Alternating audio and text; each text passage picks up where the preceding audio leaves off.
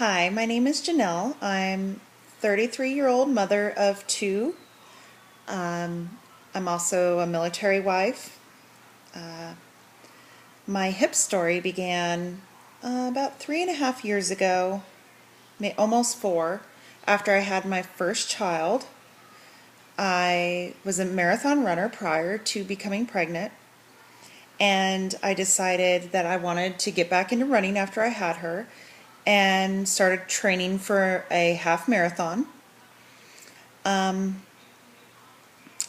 3 months into training, I noticed that I was having significant lower back pain, sometimes into my leg. I didn't know exactly what it was. I'd never had it before. So it continued to get worse and worse, so I decided to go see my doctor. And he sent me to physical therapy and to a sports medicine doctor for some injections. So they thought it was my SI joint, and they injected my SI joint and my bursa because they thought I had bursitis from running. And I continued to run and go to physical therapy.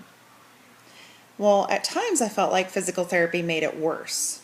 I had been, before I had this surgery with Dr. Hosalkar, I had been in and out of physical therapy about 4 times in a course of 3 years. One time my stint was like 4 months long of physical therapy, which I now know is just too long to be in physical therapy. So I continued to run, going to physical therapy, getting these injections when I needed them. The pain was still there. So I decided that I needed to go one step further and see a specialist. So within the sports medicine practice I was seeing, I went to one of their back specialists because they kept telling me it was my SI joint. So I get an SI belt, I continue the physical therapy and get more injections, and meanwhile I start having these adverse reactions to the cortisone injections and decide that that's probably not a good route for me. So I stopped running. After my first half marathon after having my child, and I was limping through the marathon and I barely crossed the finish line, I decided that this was ridiculous. Like, I'm obviously hurting myself. I need to find the problem and fix it before I can get back to running. So I see this doctor that I've been seeing at the sports medicine place, and he's telling me there's no way it's your hip, because I started feeling groin pain at this point. And so then he, just to appease me, he does some x-rays of my hips and just tells me, well, you have a little probably arthritis in there, but everybody has it at your age, so don't worry, there's nothing wrong with your hips. Then he dismisses me and says he can't help me anymore if I can't do the injections, and that I need to go see a pain management specialist. So I go see the pain management specialist, and he's telling me maybe it is your hip. But there's no real good hip doctors in this area. At this time we were living in Florida in a small town. So we drove 5 hours to a larger city to see a hip specialist, and he tells me, I need you to get an MRI with contrast because I seriously think that you have a tear and you have my range of motion was horrible, and I had a lot of pain. So we were setting it up, and I ended up getting pregnant with my second child. So we had to put that on hold. And during that time, that pregnancy, I had a lot of pain, to the point where I had really bad high blood pressure from the pain because I couldn't take anything. I ended up being induced because of this. And about 2 months postpartum, I decided that's it. I got to find someone because now we live in San Diego and there's got to be someone good. So I do the first step and I get a GP. And I was at least savvy enough at this point to know that if I could find a GP that's actually more well-versed in sports medicine, that would be best for my situation. And behold, there was a practice that's San Diego Sports Medicine Family Practice.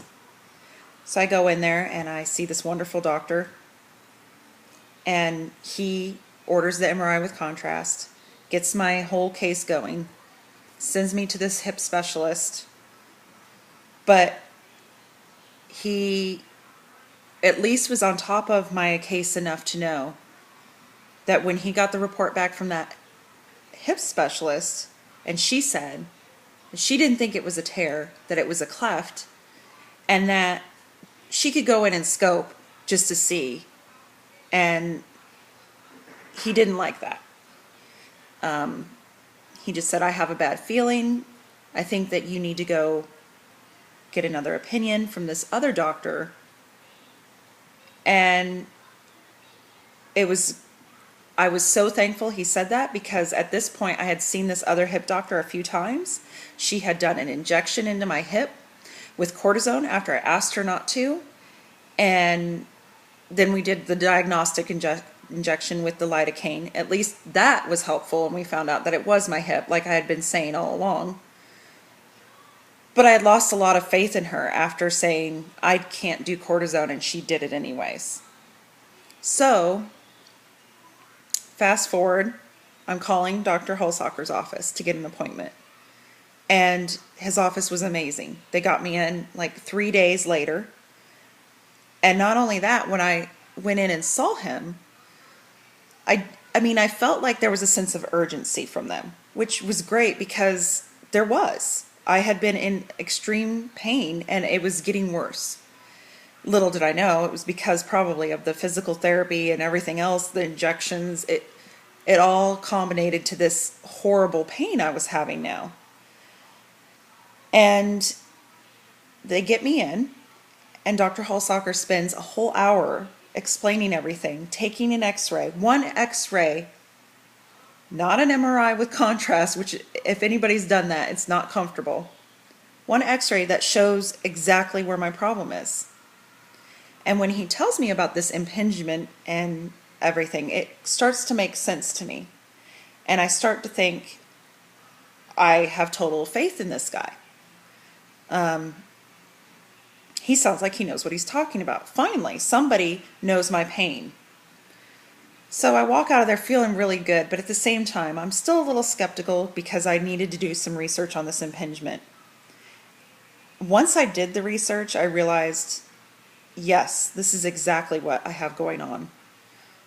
And then I also did some research on the scoping for the impingement, and how it really can't address a lot of the issue when you have impingement.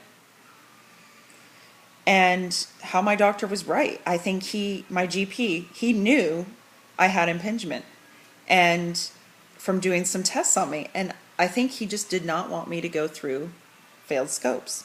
And I appreciate that so greatly, to send me to Dr. Hosalkar, who obviously knows what he's doing with this hip preservation and is on to something huge in my eyes, to the point where I would much rather go through that kind of surgery than go through a scope, 1, 2, or 3, as some people on the Facebook site have gone through. So I decided to go ahead with this surgery. We're going to move on. We're going to do it, because my husband was deploying this year, and I needed to be able to take care of my daughters on my own. And I was to the point where I could not do that. So we scheduled the surgery, and everything Dr. Hosalkar said the surgery was going to be like and the recovery happened. Kind of not used to a doctor, predicting everything to the T like that, but it was great, because I knew exactly what to expect. And to be honest with you, I think I expected worse than what happened. It was surprisingly not as bad as I thought it was going to be. I thought I was going to be out for weeks and weeks and not be able to take care of my kids. Well, my husband deployed at 6 weeks post-op. I was on a cane, and I was taking care of my kids, and I was holding my almost 1-year-old and carrying her around the house. To me, that was so important, because before surgery, I was very dependent on any kind of source of pain relief to get me through my day. It could be icing, it could be pain pills. I can't take Motrin, so I was really at the mercy of just anything that could help relieve some of my pain so that I could move forward through my day and do what I needed to do as a mother. It was very disheartening at times because when you're 33 and you have to look at someone, your husband, your friend, anyone, a family member, and say, I can't do that. And it seems so simple, and you're going, I just can't. I will be out for hours if I do that. It makes you feel really inept, and I'm supposed to be in my prime taking care of children and playing with them, getting on the ground with them. I knew that this surgery had to happen. Once we got over some of the hurdles of scheduling it and my insurance, we did the surgery, and recovery was just as he said and just as some of his past patients said. So the first 4 weeks were very limiting, but you kind of expect that. This is a major surgery, and you're trying to heal bone. After that, though, it kind of went fast, and to be honest with you, it went a lot faster than I expected. And there were times where I felt like, am I supposed to even be doing this? Yes, you are. You're supposed to be doing this. For so long I'd been limited as it was that now I'm, the problem's fixed. So try it. So I am almost 4 months post-op as of next week.